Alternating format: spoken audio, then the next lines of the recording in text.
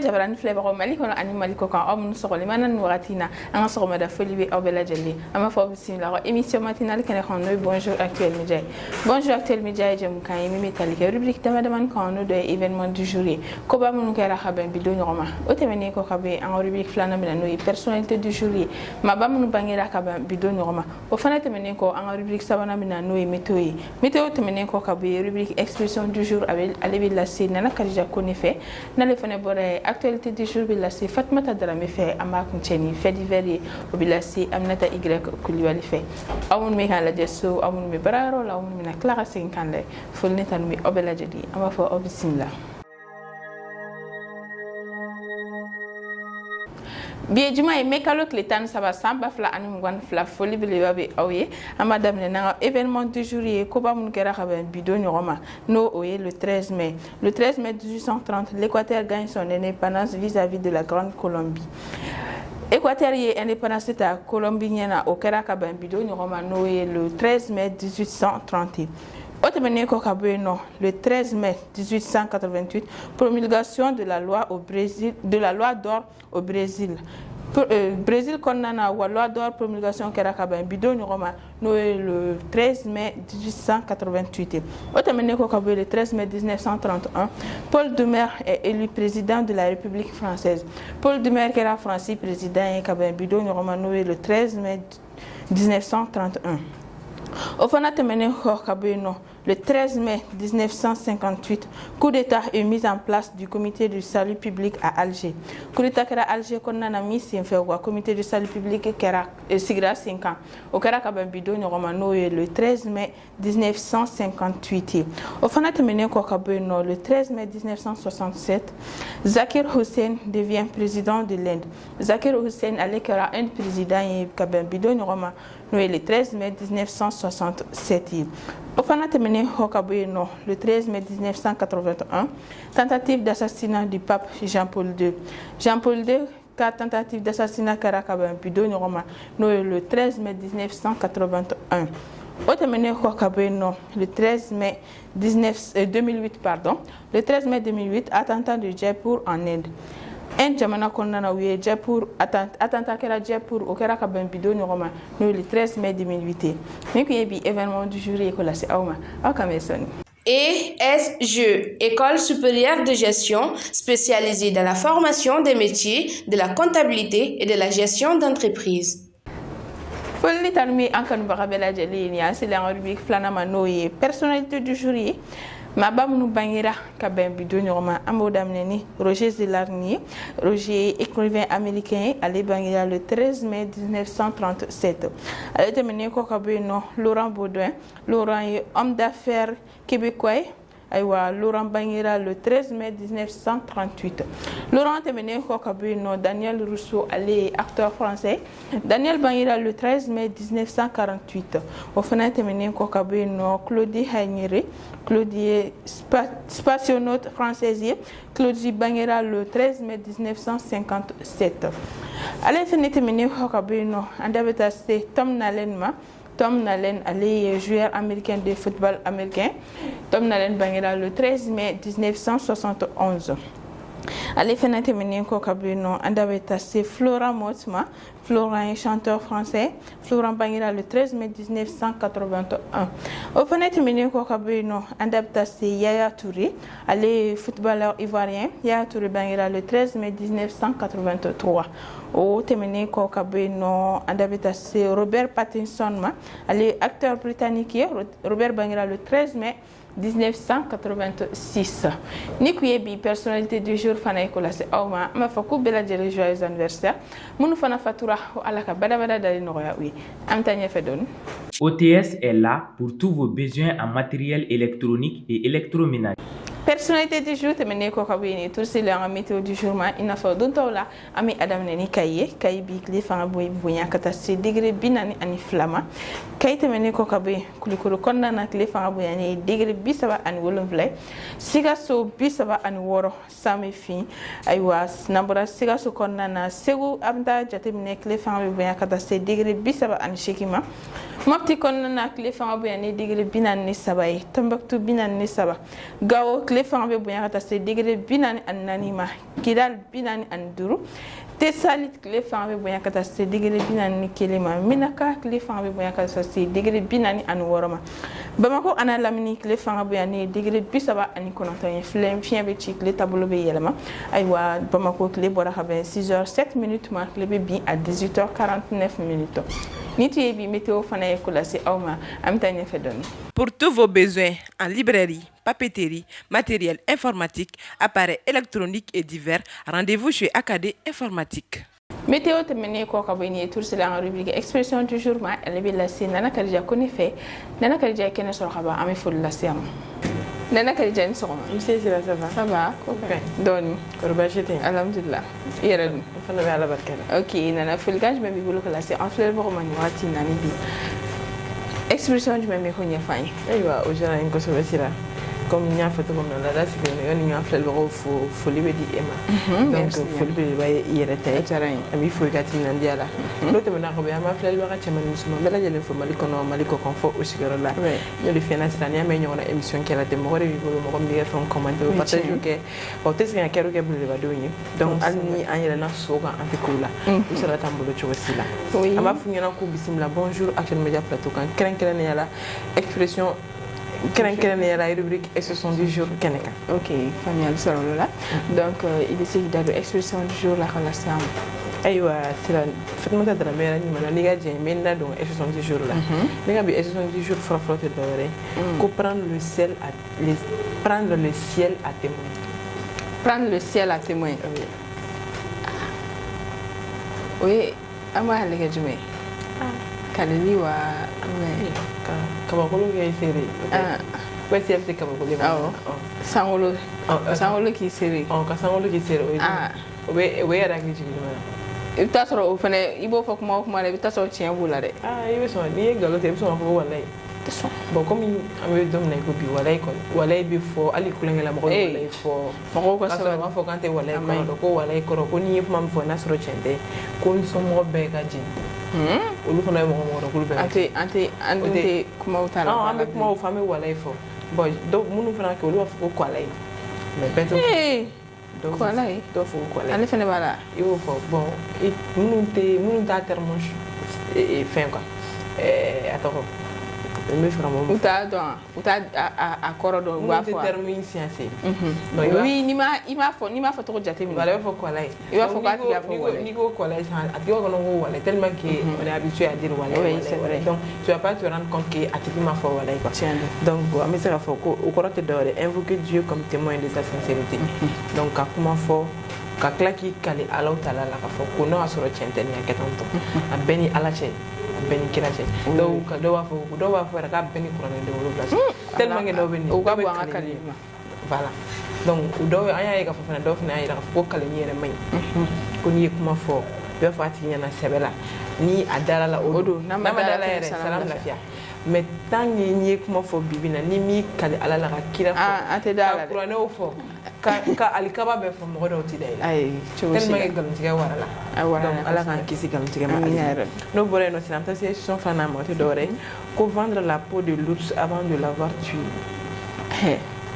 O kɔni o ma nɔgɔn dɛ n'i dɛsɛra k'o faga dun. Dɔw de m'o kɛ dɛ o y'a sɔrɔ ni golo feerela tɛ dɛsɛ dɛ. Ayi c'est fait i ye wari de minɛ o. E ye wari minɛ. E ye golo wari minɛ a dun ma faga fɔlɔ. N'i ye wari kɔni minɛ. I bɛ golo ka dɛsɛ a fagali tɛna diya dɛ. E b'i jija k'a faga de hali n'i bɛ don suya la k'a faga kɔni bɛ faga. Ka mɔgɔw ka wari minɛ ka mɔgɔw ka wari minɛ k'i t'o kɛ. Ok i ye ale ɲɛfɔ an ye. Donc au kɔrɔ tɛ dɔwɛrɛ ko se féliciter trop tôt d'un succès pas encore acquis, disposer trop vite d'une chose qu'on ne possède pas encore réellement. C'est flatter trop tôt d'un succès. Hinɛna o bɛ ne hakili jigin examen salle la n'aw bɔra kilasi kɔnɔ dɔw bɛ bɔ dɔrɔn u bɛ sin ka cahier ta ten ne ye nin réponse sɔrɔ ne ye nin sɔrɔ ayi ɲinan kɔni baki b'an bolo defu b'an bolo u ka dabila. Ne t'a fɛ. I bɛ ko i kɛrɛfɛ mɔgɔ. Ni ne kɔni bɔra salle kɔnɔ. I bɛ tilen nin. Non ne tɛ cahier lajɛ wa cahier lajɛla ne tɛ n jɔ a kɔrɔ. Hali i bɛ cahier lajɛ i b'a lajɛ épreuve min bɛ nalen o cahier. I b'o de lajɛ. E bɔra mun na e b'o ka n'o lajɛ. K'i yɛrɛ faga. A bɛ ne kɛ cogo sugu dɔ la ne t'a fɛ. Bon dɔw fana tɛ cahier lajɛ mais olu b'a fɔ k'olu y'a sɔrɔ. bon am fo ñoko soso dam no ya nege no ante résultat ko lo yere fa lawe munu fana wa fo ko nyaake ka soro ko fana yere nege no résultat ma papa be ko corriger folo ni corriger le la to suno la ka ta e ka réponse nyuma ka to ga fo e be mu fo no kena e so e do re sala ka correcteur mi ko do kama wolo donc au exemple fana ko fait je profite de l'occasion ka do fana fa comme na fa un web tv to comme ou bien akira web tv ou akira réseaux sociaux le compte il va bella donc par exemple ça ka fa ko kiga 1 million d'abonnés et ko fete ka soro e masoma imagine qui c'est que ça fait yo ki yera la nga nyabola wala ma soro aywa donc anga foli we mulu 1 million d'abonnés sur anga foli we bela mulu ma soro fene kala ka to ga compte ga booster wala sa go abonné la yele donc ama fan fla lo yin kon me dasi ne ga be 70 jours la français la no boré ami enteru ma gere 70 jours la nazaraka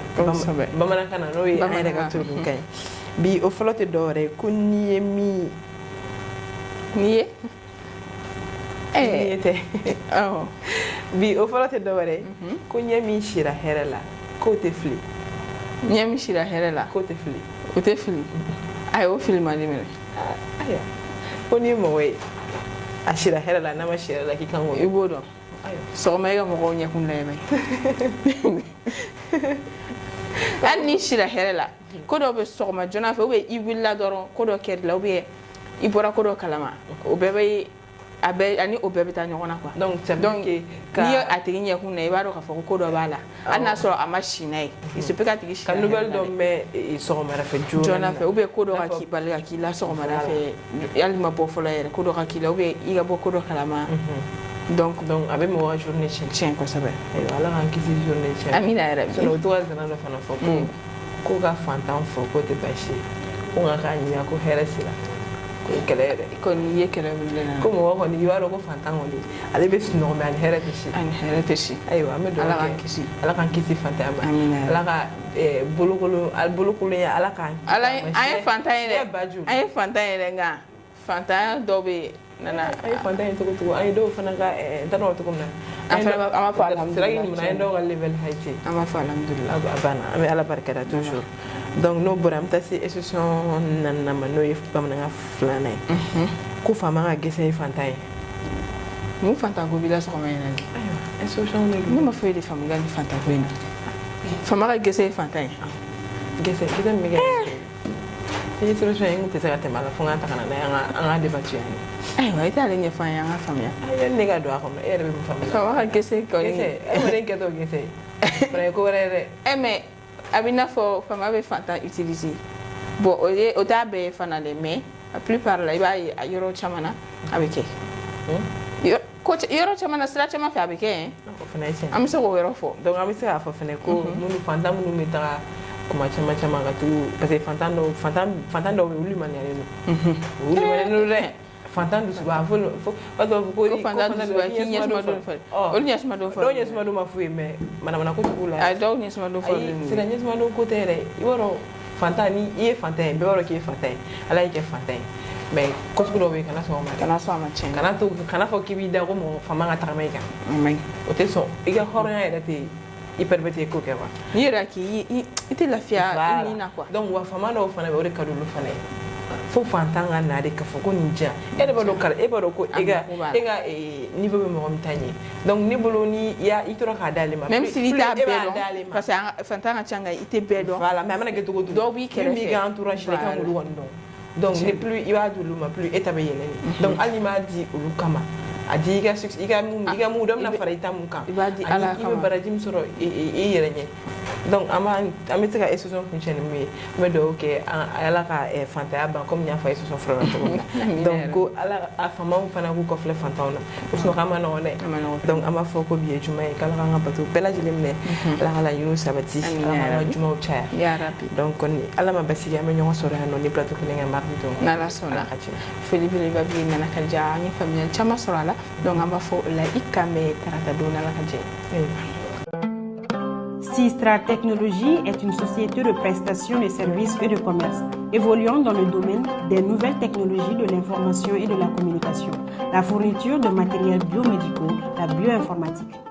ni bi expression du jour le kala se nana Khadija fe ale temene ko ka boyno Fatmata Dramé be na actualité du jour la c'est ama Fatmata Dramé kene so khaba ami fo la sa fana Dramé ni sama c'est une sagama ça va OK ko be gije alhamdulillah Dieu merci Folika ni memi bolo ya ko la c'est en flel ba ma bi ani actualité tu memi ko nya fa OK ndemu jaran ko sebe c'est ko ye mba ayo ere donc sira Folika mi molo kala si en flel ba ma sira ye Folika kore ma fi le ba choisi parmi tant d'autres na ya photo comme na le be kero ke bilbe ba le bu so le toana ya be so fene bi so parce que en flel dans les mala ko mo molo mo fene ban suni wakatina donc ko te beni ko feka bo mi yere fo da te fo limina ni timinanja ini chesiri felbe courage amana ko toujours wakati yere la bana ko sebe men wasina ay sa wul sul ga wul mo ko ma san c'est là OK aywa bashite OK we se dalo bi kuna foni ala ko nyefai OK sira o jara ko sebe nda do kibaro la ni ga je kula si en frère bo bela jelima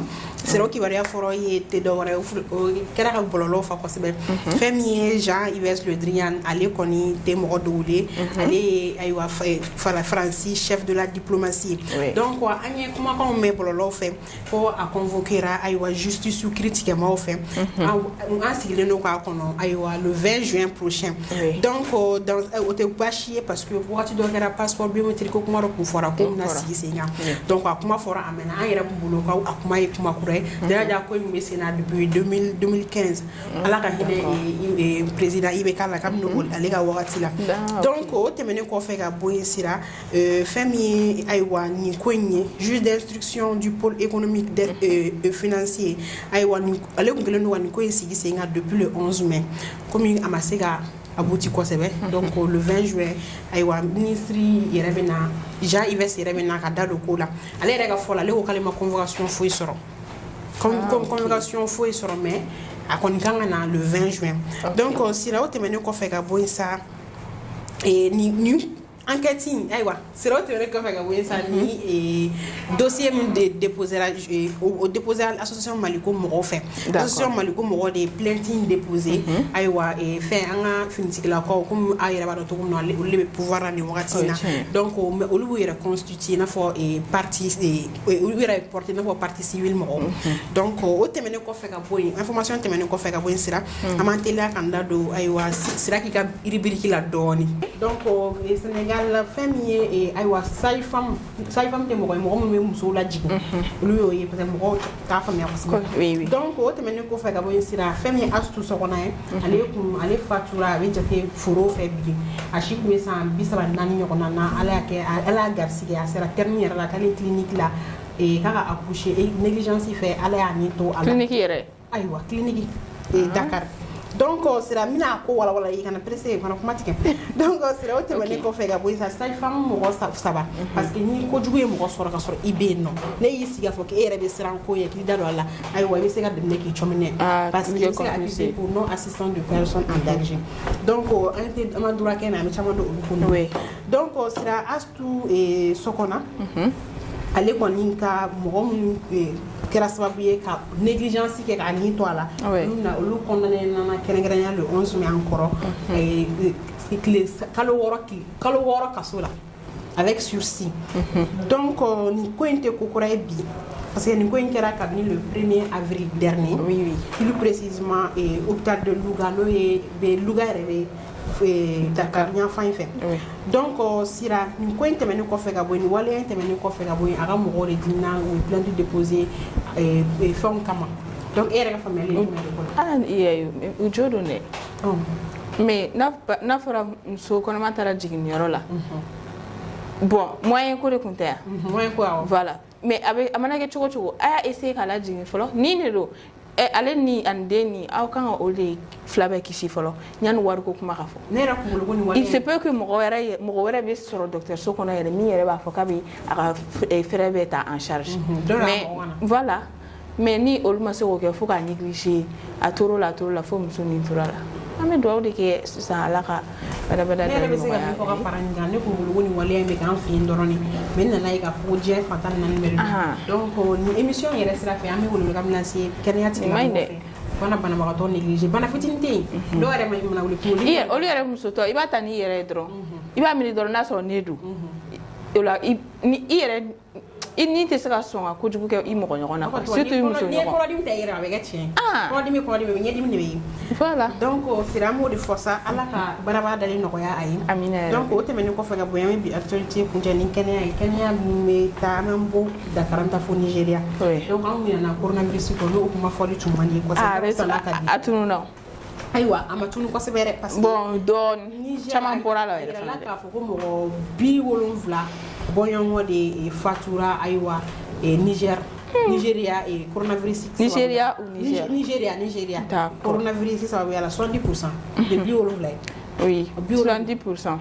O ye kɛmɛ sara la. Kɛmɛ sara la wala kɛmɛ sara la ayiwa 70 ɲɔgɔn na. Oui. Donc olu mɔgɔ kulu cɛla muso furulenw b'a la denmisɛnninw b'a la si sugu b'a la quoi. Sifinnakaw b'a la i n'a fɔ sijɛw fana b'a la. Donc an bɛ dugawu de kɛ sa minnu bɛ ka to nin bana in na ayisa Ala ka barabara nali nɔgɔya n'o ye. Donc ayisa an ka dɔ fara an ka mesure barrière kan an k'u respecter ayisa bana in bɛ yen nɔ an ka dala k'a fɔ bana in a tɛ ka ban. Mais minnu tɛ sigi ne fɛ n k'olu de bɛ ka na n'a ye parce que tant qu'an bɛ yan tile in yɛrɛ farinya min bɛ yan nin wagati in na a tɛ se ka juguya Mali la. Non. Parce que tile ka farin. Funteni mais a tɛ sɔn ko ma dɛ. Coronavirus yɛrɛ b'a yɛrɛ ɲini. Ayiwa Ala k'an kolo kɛ sira k'i Ala k'an kolo kɛ kulo kunna. An ka dɔ fara tɛgɛ ko ninnu kan an ka nun protéger jamana yɔrɔ ni fɛnw na. Ok. Donc sira o hukumu kɔnɔna na i ka jɛ ne ma bɔ kuma kɔnɔ. Yala basi t'an na ɲɔgɔn sɔrɔ yan nɔ mardi don. Ala sɔnna. Merci beaucoup an ye faamuya caman sɔrɔ ka bi actualité du jour la a diyara n ye donc an bɛ foli belebeleba lase ma o yɔrɔ la an b'a fɔ o la i kan bɛɛ tarata don Ala ka jɛ. Ala sɔnna.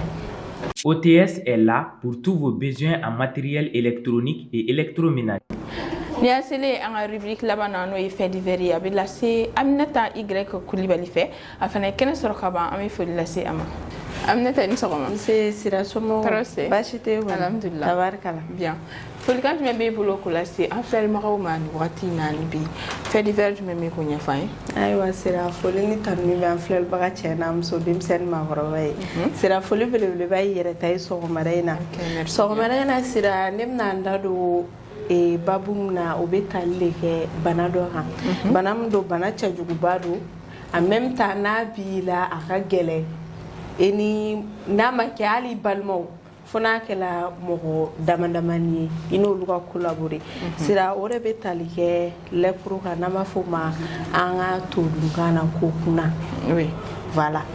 Kunnatɔ i n'a fɔ minnu garizigɛ kɛra ni bana in ye olu ye mɔgɔ minnu fɛnnen don kosɛbɛ stigmatiselen don kosɛbɛ an ka société kɔnɔna la parce que u yɛrɛ ka fɔlɔ ni kunna bɛ mɔgɔ la ko man nɔgɔn t'a sɔrɔ u yɛrɛ ɲuman na odeur corporelle b'o la o n'a damana ɲɔgɔnna caman kunna yɛrɛ ye jumɛn Sira a yirala k'a fɔ ko kunna ye bana min bɛ sɔrɔ bactérie dɔ fɛ mun tɔgɔ ye ko Mycobacterium leprae donc ko o bɛ sɔrɔ sisan par exemple ni kunna bɛ dɔ la ni n'a tigi gɛrɛla ɲɔgɔn na a bɛ se ka sɔrɔ a tigi mana sɔgɔsɔgɔ ou bien a mana fɛn dɔ kɛ a daji k'i fari yɔrɔ dɔ sɔrɔ par exemple donc de fait que bactérie bɛ ale la déjà daji bɛɛ b'a dɔn ko daji contact ka teli ni fɛn bɛɛ donc ni a daji fari yɔrɔ dɔ sɔrɔ i tigɛ walima i ɲɛ walima ka taga se i nu ma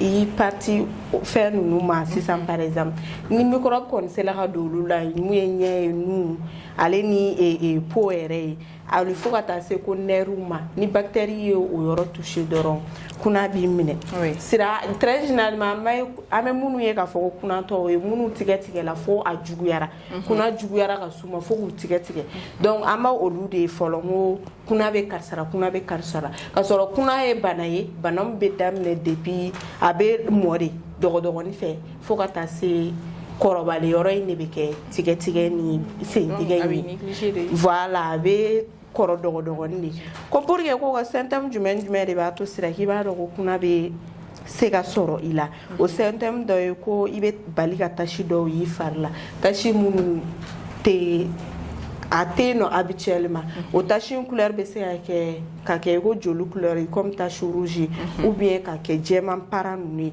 i n'a fɔ misaliya la i n'a fɔ kaba jɛman ba ninnu bɛ mɔgɔ min na donc sisan par exemple kaba tɛ ne na mais ne ka bali ka o jɛmanba ye n fari la ten tɔ sugo ni dugusajɛ cɛ a ka kan i ka boli ka taa se dɔgɔtɔrɔso la i k'a lajɛ mun ye nin tasi in kɛ na mais an fɛ yen nɔ farafinna o culture t'an na n'an ye fɛn min y'an yɛrɛ la an b'a essayer k'an b'o furakɛ an yɛrɛ fɛ yen nɔ de an ta kɛ kojugu yɛrɛ an b'a fɔ nin bɛ tɛmɛ i bɛ taa sɔrɔ tulu dɔ de fɛnna na wagati dɔ la n m'a jateminɛ o golo de tala ka bɔ a kan dɔ sɔrɔ an yɛrɛ bɛ explication dɔ ɲini ka fɔ fɛn ma pour que ka dɔgɔtɔrɔso taga éviter donc n'i y'o jateminɛ i yɛrɛ la dɔrɔn a ka kan i ka boli joona i k'i kunfa i ka se kɛnɛya tigilamɔgɔw ma olu k'i lajɛ k'a lajɛ n'a sɔrɔ kunan don walima n'a sɔrɔ kaba jɛman in don a fila la ni mun don olu ka se ka fɛn sɔrɔ o la ka ɲɛf'i ɲɛna donc ka faro ka sira k'a bɛ se ka kɛ fana i ka sensibilité bɛ dɔgɔya fana